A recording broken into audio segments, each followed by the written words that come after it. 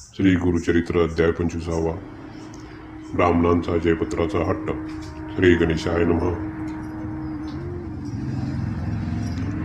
सिद्ध नामधारकाला म्हणाला, वत्सा, मी तुला श्री गुरूंची पुढील लीला सांगतो, ऐक. विदुरा नगरीचा यवन राजा क्रूर, प्राणहिंसा करणारा आणि ब्राह्मण द्वेष्ट्या होता. तो राजसभेत ब्राह्मणांमध्ये वादविवाद घडवून आणायचा.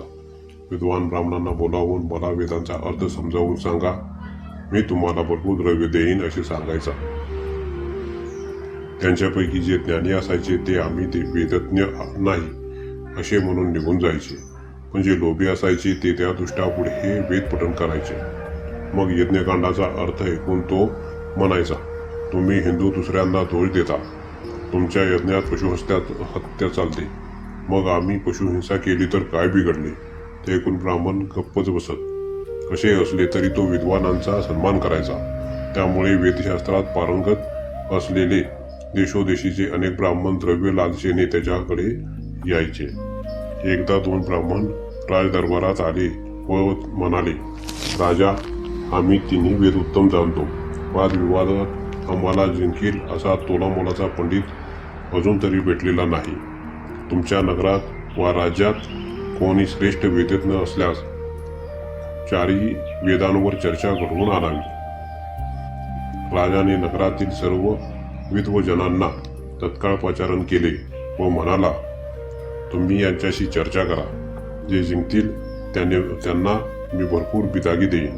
तेव्हा आलेले ब्राह्मण म्हणाले, आम्ही यांच्याशी काय वाद घालणार? प्रकांड पंडित असा यांचा सर्वत्र दबदबा आहे. तेव्हा राजाने त्या दोघांचा मोठा गौरव केला.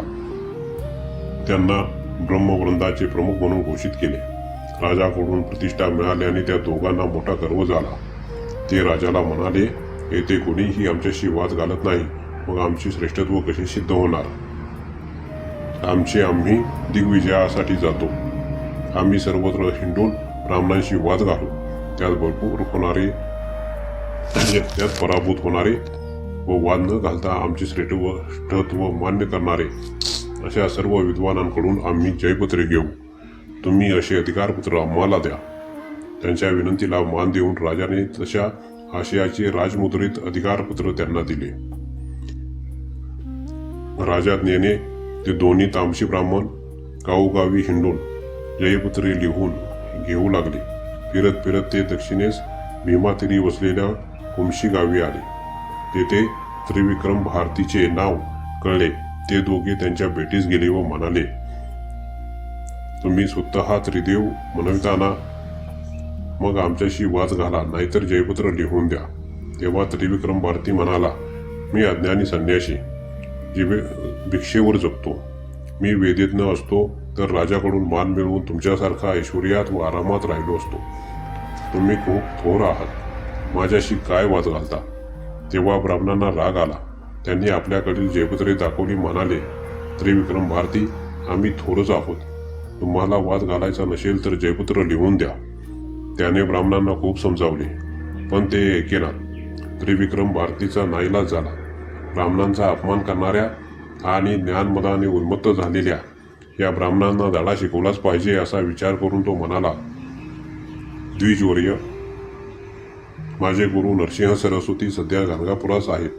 तुम्ही तेथे आलात तर मी त्यांच्या समोरच जयपत्र लिहून देईन. ते मान्य करून दोघेही मेन्यातून गाणगापुरास आले. त्रिविक्रम भारतीने श्रीगुरूंना सर्व वृत्त सांगितले. तेव्हा श्रीगुरु मंदस्मित करून त्या ब्राह्मणांना म्हणाले, अहो, आम्ही संन्यासी आहोत. आम्हाला वादविवादात जराही स्वारस्य नाही. आमच्याशी वाद घालून तुम्हाला काय मोठेपणा मिळणार? ब्राह्मण म्हणाले, जयपत्र मिळवणे ही आमची प्रतिष्ठा आहे. आम्ही 4ही वेद जाणतो. आमच्या समोर महाविद्वानांची डाळ शिजली नाही, तिथे तुमच्यासारख्या संन्यासाची काय मिजास? बऱ्या बोलाने चर्चा करा, नाहीतर हरलो असे लिहून द्या. श्री गुरु म्हणाले, द्विजवर्य, एवढा गर्व बरा नाही. गर्वाने भलाभल्यांना किती दुःख संकटांना तोंड द्यावे लागले याचे पुराणात अनेक दाखले आहेत. अहो, वेद अनंत आहेत, ज्यांचा ब्रह्मादिकांना थांग लागत नाही. तेथे तुम्ही आम्ही काय चर्चा करणार? तुम्ही स्वतःला चतुर्वेदी म्हणवताना मग वेदांताविषयी तुम्हाला काय माहिती आहे ते तरी कळू देत. त्यावर ब्राह्मण गर्वाने म्हणाले, आम्हाला तिन्ही वेदांचा सांग सहित आहे येते. नामधारका ब्राह्मणांचे बोलणे ऐकून श्रीगुरूंनी त्यांना काय उत्तर दिले ते पुढे सांगतो. ऐक.